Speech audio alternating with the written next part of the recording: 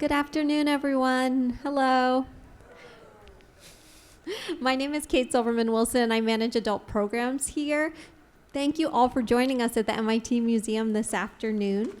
As many of you may know, the Ig Nobel Award ceremony first started at the MIT Museum back in 1991. We're very excited to get to host this new twist on the ceremony, again, now in our new space. We've only been here in this new space for about 2 years. After today's program, we hope you'll take some time to wander around the museum. We have 3 floors of exhibitions and installations. But now let me turn the mic over to our host and also this very special hat that he asked me to wear. Please join me in welcoming Mark Abrams to the MIT Museum.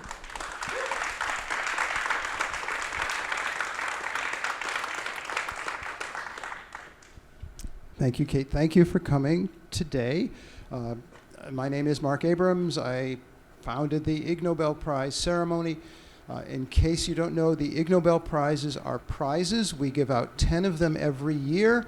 They are for things that make people laugh and then think. That's the entire criterion, things that make people laugh and then think. The new ceremony happened 2 nights ago. We have 10 new winners. Almost all of them are here with us today. And we're going to have 3 separate sessions. Each session will have 3 different winners, and they will ask each other questions about their work. That's what this is. If we have time, you in the audience can also ask a few questions. I'd like to introduce our 3 winners in the first session, and I will, could somebody hold my cat? Thank you. Let me read to you the citation for the prize. The Peace Prize this year went to the late B.F. Skinner for experiments to see the feasibility of housing live pigeons inside missiles to guide the flight paths of the missiles. B.F. Skinner's daughter, Julie Skinner Vargas, is here with us today. She accepted the prize on behalf of her father. Julie, would you please come over?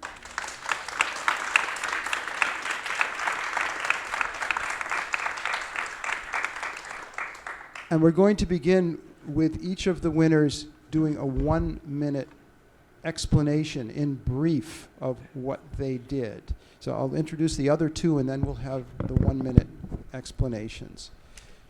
The physics prize went to Jimmy Liao for demonstrating and explaining the swimming abilities of a dead trout. Jimmy?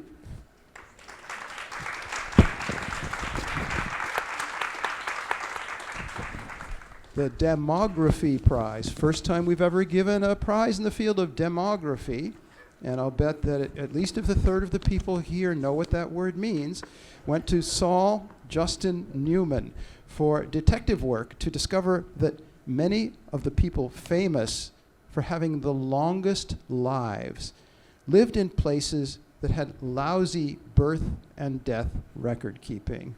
Saul?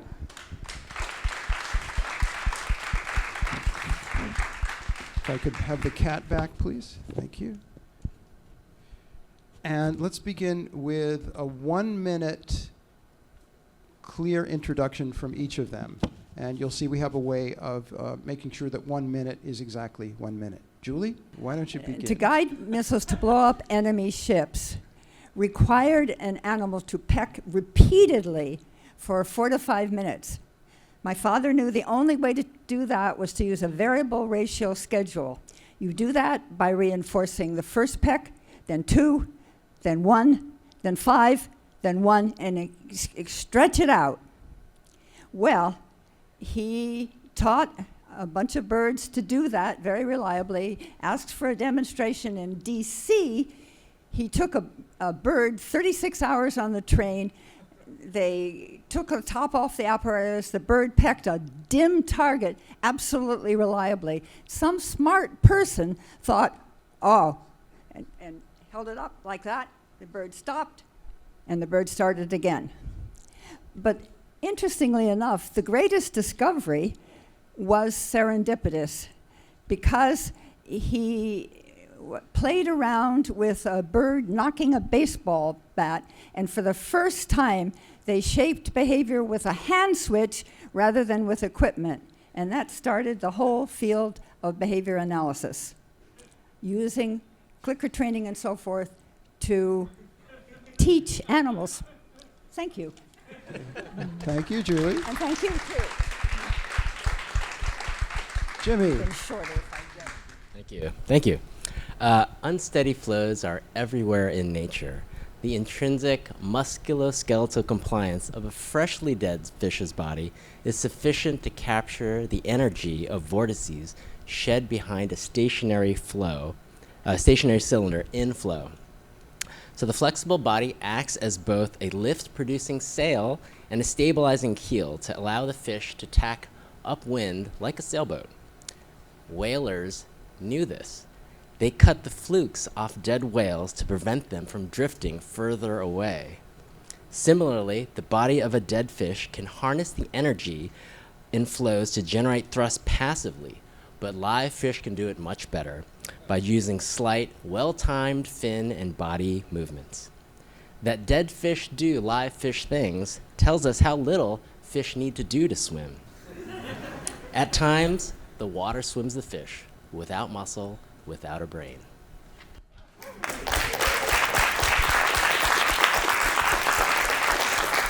Saul. Age is perhaps the most important variable in government, in medicine, in your risk of mortality. Could you start over? Oh yes, of course. Excuse me. Bananas, please recalibrate yourselves. Thank you, bananas. So age is the most important thing in mortality risk. It's the most important variable in good government, apart from perhaps gender. But if I walk into a hospital with no documents, there is no machine they can put me in that tells them how old I am. And so, if my documents are consistently wrong, there is no way to pick up that error. You know, what demographers call validation, where they validate an age, is actually just a check to see if your documents are consistent. If your documents are consistently wrong, you can be any age for a mature adult.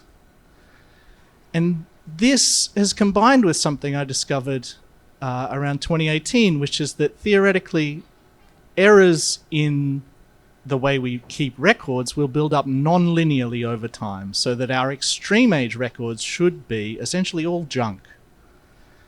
And if they're junk and undetectable errors, this can lead to a disaster, a sort of collective disaster. And that's what I've discovered. Thank you, B1 and B2.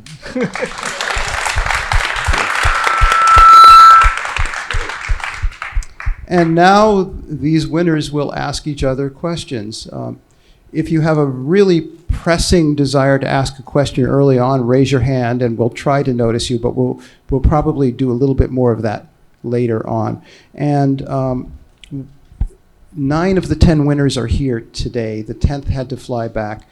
Their prize involved a cat, a cow, and some paper bags. You might want to go do some searching on the internet to see what the relationship is between them.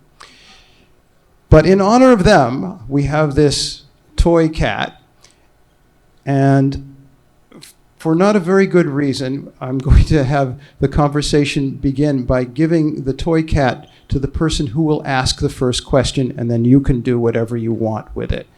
So Julie, if you would accept custody of the cat, and do you have a question to ask Jimmy about his fish work? Yes, I was wondering about the salmon in the salmon runs that seem to require the absolute newborn fish to get back to the sea. Thank you for your question. Is the question how the salmon do it, or specifically with swimming? Anything? I think you just talking to it. Yeah. Would like to say about salmon? I see. Well, when it comes to the swimming aspect, I think it's been portrayed that the salmon are migrating. They're simiparous, means they have the one big bang and then they die. They have their one spawning event and then they die. So it's this big heroic thing to go upstream. They swim hundreds of miles to the oceans to get there. And I guess some of the work that I've shown is that fish actually can relax their bodies quite a bit if they surf behind the right rocks in the stream. So this heroic migration going upstream is probably not that heroic at all. It's probably they're just hanging out behind rocks and just jumping from rock to rock. So I guess that's my contribution, is that the fish are relaxing a lot more than you think when they're swimming in these really fast streams. A bad question occurred that I cannot resist asking, that involves both of you. Julie, you knew your father very well. Do you think there's any possibility that he considered, instead of pigeons, having fish guide the missiles? Instead of pigeons, what? Using fish to guide the missiles. Fish? If it were for submarines, sure. Any comment, Jimmy? Yeah, I have been working with some folks to develop some soft fish robots that maybe not guiding missiles, but training fish like in aquaculture to go to certain places, or if you release them in the wild, a lot of times you dump like juvenile fish, it's just like feeding all the wild fish, right? They're disoriented. But if you get them to follow a robotic fish, then you could bring them to like habitats where they'd be more protected. Maybe one day you'll meet somebody who knows something about training animals to the highlight, and you could perhaps collaborate. One of the highlights was talking to her about click training fish in the green room before we get on. Explain clicker training. There may be a number of people here who are not familiar with clicker training. Julie, you want to describe clicker training? Or she has a... yeah, Julie, I guess, is probably about the best person in the world to describe clicker training. Oh. Julie, you can leave it turned on. Is it on? Yeah, we need to train you to turn it on and leave it on. I'm going to try. I'm on-off challenged. Anyway, clicker training is a derivative of that applied behavior analysis that I mentioned, happened by chance during the Project Pigeon. Because what my father's main contribution is that what's critical is the immediate reinforcement. It has to come immediately. So saying good job is no good. And a gymnast came and asked him about training a gymnast that was dismounting from a parallel bar, but halfway up, her leg wasn't exactly straight. And they were saying, oh, okay, but you didn't straighten your leg. So what they did was, okay, was go with the straightest, the best that she can do now. And at that moment, she hears a click. And that means that's the right position. That's the feeling I should have. And it's been used for training all kinds of animals, including fish, by the way, salmon, because of salmon, and dogs, rats, cockroaches, I don't know, you name it. Cockroaches don't like this. You just use light. They don't like light. We have a number of people in the audience. Anybody here have a dog that was trained using clicker training? Just raise your arm. All right, there's several people. And you may all be aware that 5 years ago, I think it was, we gave an Ig Nobel Prize that involved clicker training. Went to a team of scientists who used clicker training to train medical students in how to do some of the physical parts of surgery. It's been used all over the place. Yes. Jimmy, do you have a question for Saul? Yeah, I do. Do I need to hold the cat or no? We're good. Yes, Yeah? you do. All right, can you hold my fish and then I'll hold your cat? I'll hold the cat. I'll hold the cat. Oh, I'll take the clicker, even better. I guess the question, I have many questions I want to ask Saul, but the question I actually want to ask, I don't know if it's like more meta a question, but we were just talking before I got on stage about serendipity and how, plays a big part in science, played a big part in my science. But Saul was saying there's something extra. It's not just serendipity. It's recognizing when something happens that it's good and not bad. And before we got on stage, I was like, we should come up with a word for that if it doesn't exist. So that's maybe what I want to pose. You mean to like Saul. when it clicks? Yeah, I mean, so we talked about this example, and it's a sort of wonderful example, but I'll extend it and say, when they invented Teflon and you see a black goo in the bottom of your flask, it takes a certain genius to realize that black goo that is hard to clean is actually useful, right? And this gets walked over, it gets breezed past all the time. If I find some black goo in my saucepan, I don't have a flash of insight. I just am terrified. And this is a problem with this narrative of science being accidental. There's a huge problem with this. And Fleming is a great example, because Fleming and the invention of penicillin is constantly cast as, he left his agar plates out, there was this wonderful accident, all of a sudden we have penicillin. No, there was 10 years of work by someone who realized, two people, Florian Chain, who realized the extraordinary importance of that quote-unquote error. Is it kind of like chance favors the prepared mind, or is it more than that? Like, how are you that person that can actually recognize it, I don't know. I don't know where these wonderful people come from. I mean, yeah, there's very few people seem to be very good at doing this repeatedly and seeing an opportunity in the banal. And that's a wonderful thing. It's very, sort of, like you said, a meta question, but it's an exciting meta question. I feel like I don't know what the recipe is for like how you make someone be aware of that, but maybe the thing that's the opposite is like if people are too like narrow-minded and focused, they'll never like have that perspective, because it's a failure if they see something that's not what they expect. Julie, do you want to chip in anything about your father's perspectives on this kind of question about recognizing when you've just noticed something that might be important? Well, every one of his discoveries came from an accident. The first one, he taught a bird to peck, get reinforced, peck, get reinforced. And they had a chemograph that was tracking every single one, because he was actually in the field of physiology at the time. And that was a physiology type of measure. And one time he thought, well, this can go on by itself. I don't need to be here. Went for coffee, came back, and the feeder was jammed. And he thought, oh my gosh, the pigeon must have stopped. But the pigeon did not stop. The pigeon started pecking faster and then slower until it finally stopped in what he called a beautiful extinction curve.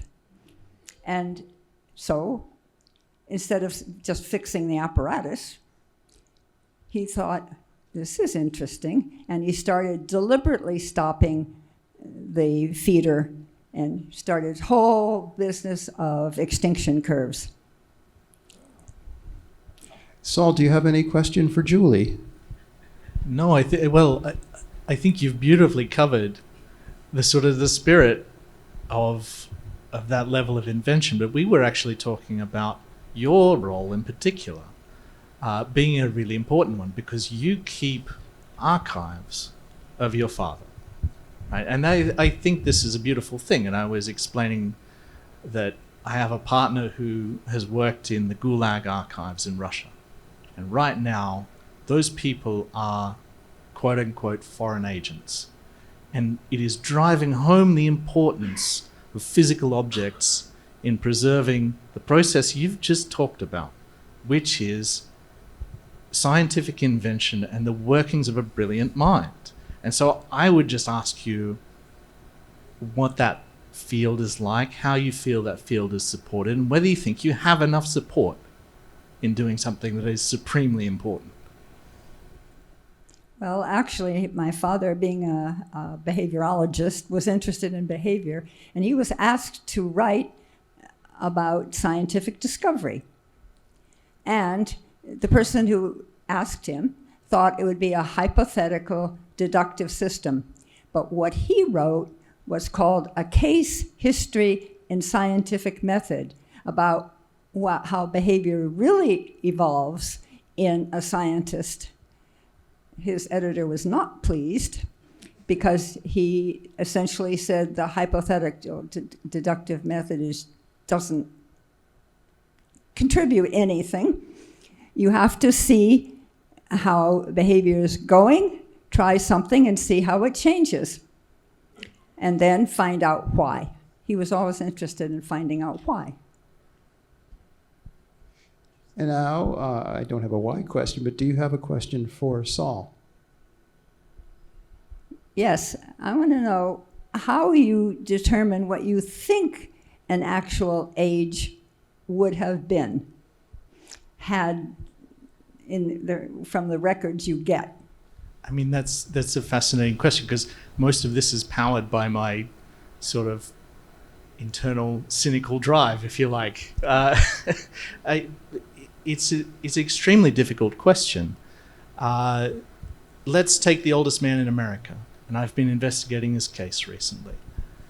He has 2 different ages written on his army draft card. He does not know how old he is in all appearances, right?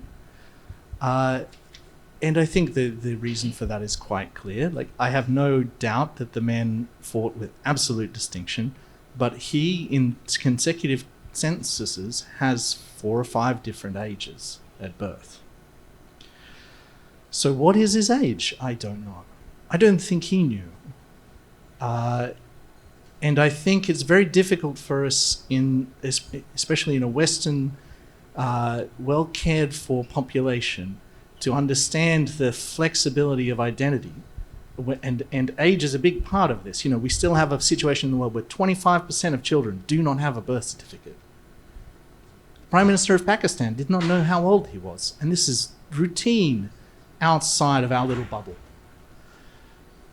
And so when people ask me what is the oldest person in the world, or what I think is the region with the highest longevity, the truth is we do not know, because there are a huge number of people in the world we are not taking care of, even to the basic level of giving them a birth certificate. And if you go back 100 years, when centenarians get their birth certificates, the situation is far worse, even within this country. So within this country in around 1960, something, I forget the exact number, but something like 66% of black women had different ages on the census to their death certificate. 66%. And that is because the government was not taking adequate care of these people. They were not keeping adequate records. So when people ask me all these specific questions about ages, the answer is none of us know. There is this illusion of knowledge, right? This complete illusion that we know the world's oldest man, or the oldest man in America. Both of those people don't have a birth certificate. I read somewhere, and I hope it's not true, that when China did the one-child policy, that if a woman bore a second child, they didn't name them because there were penalties for having 2 children. So that would be one that would never have any kind of birth record. Yes, I think I couldn't say. I have a wonderful colleague called Zhongwei Zhao who studies these kind of things.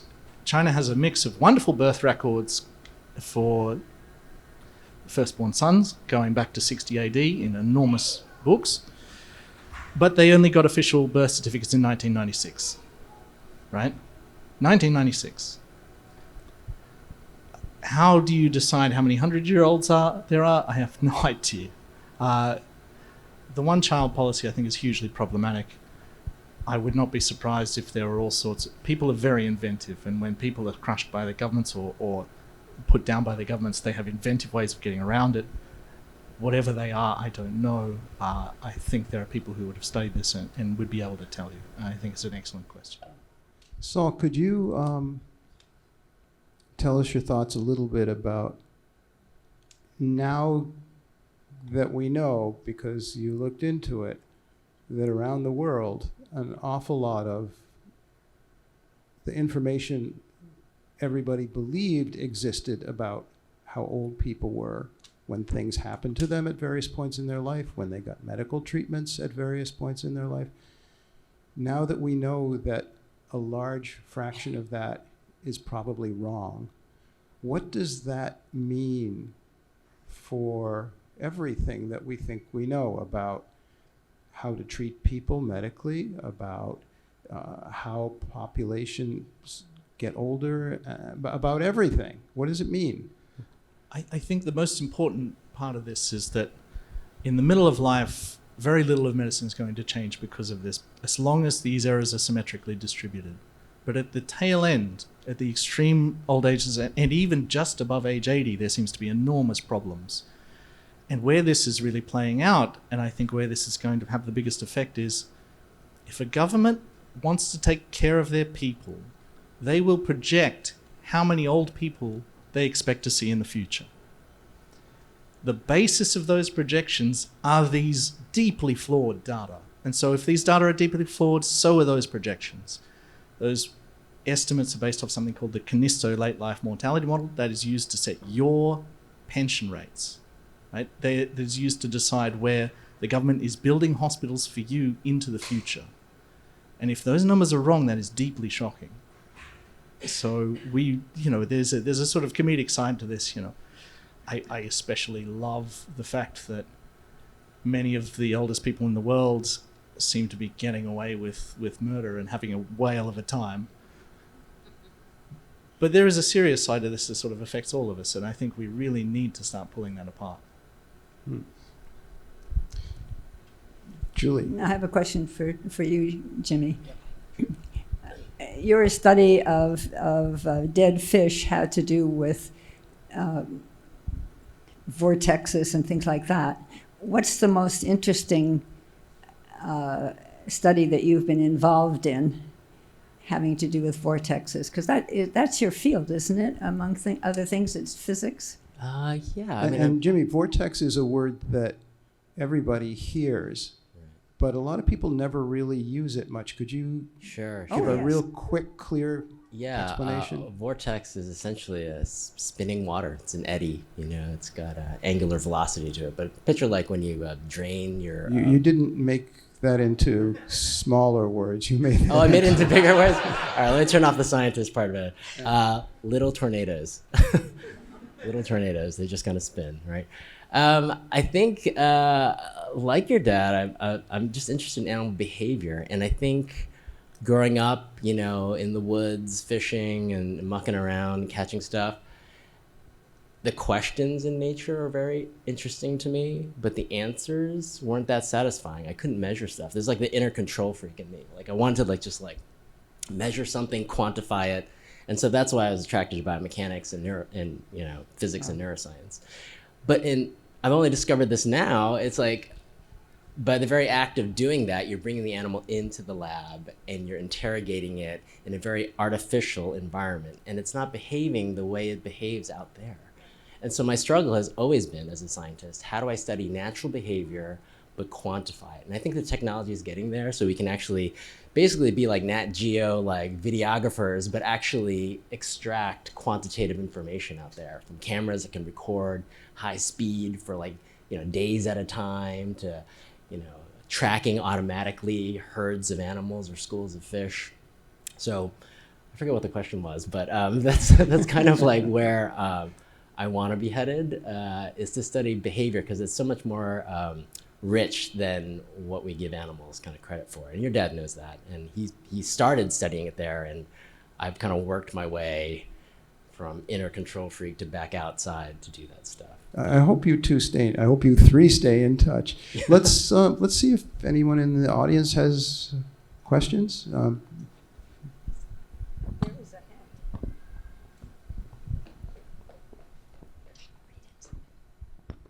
Can you hear me okay?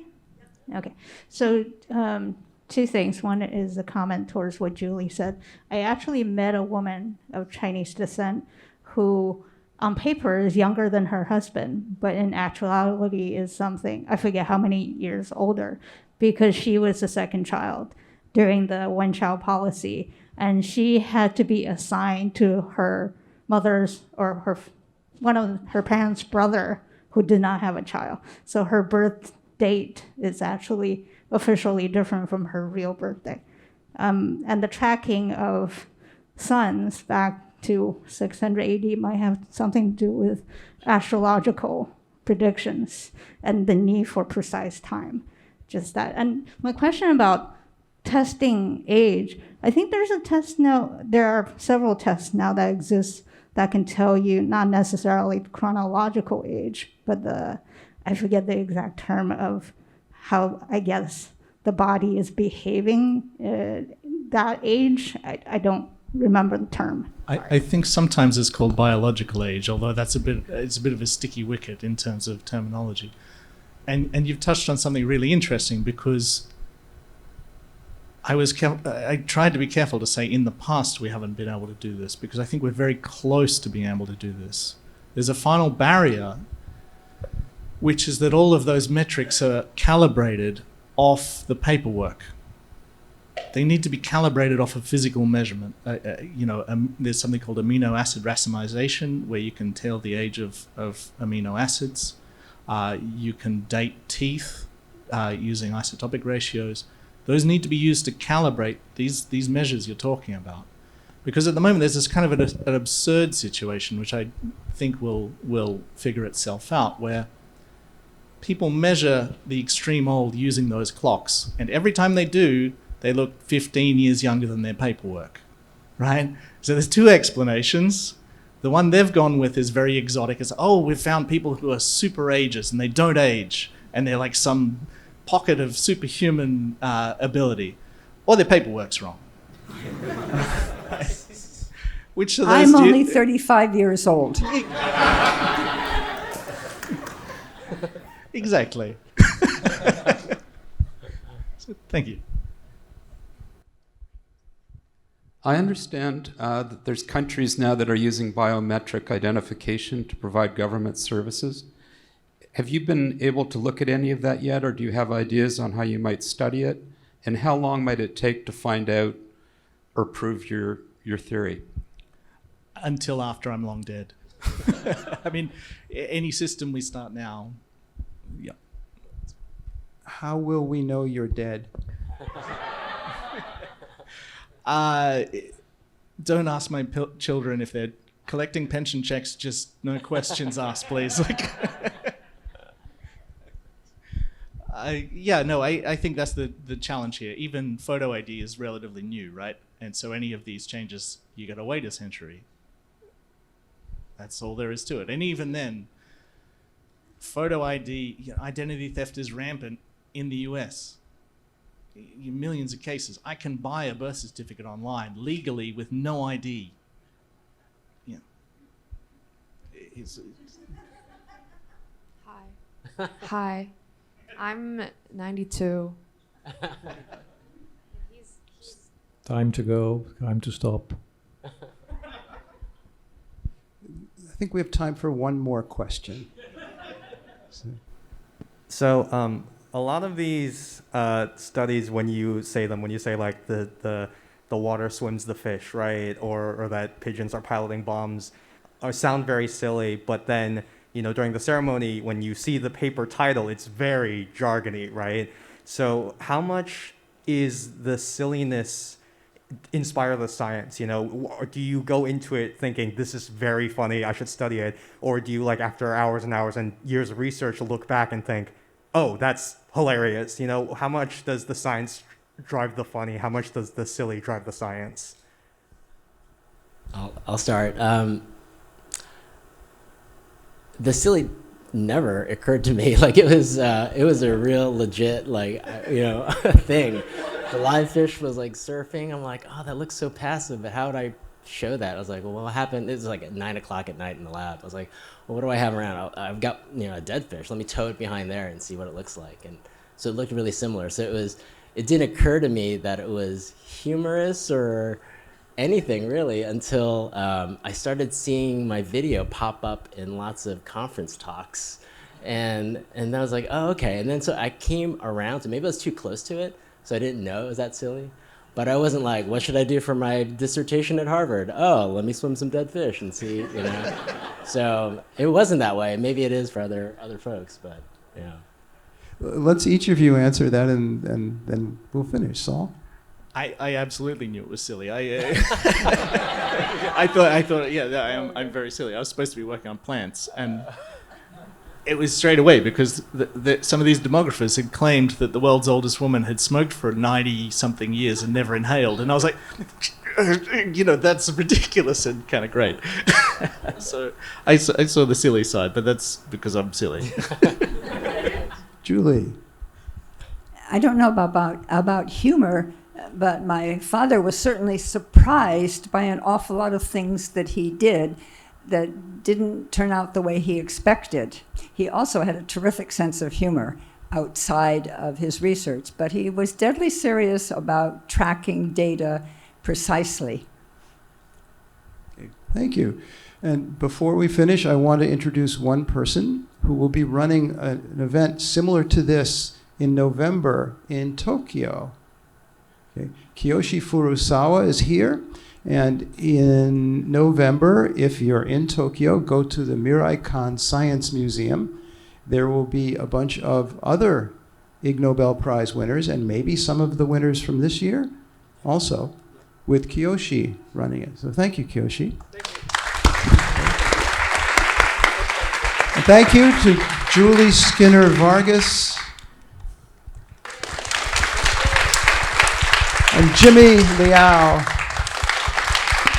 and Saul Justin Newman. And of course to the Bananas and the MIT Museum.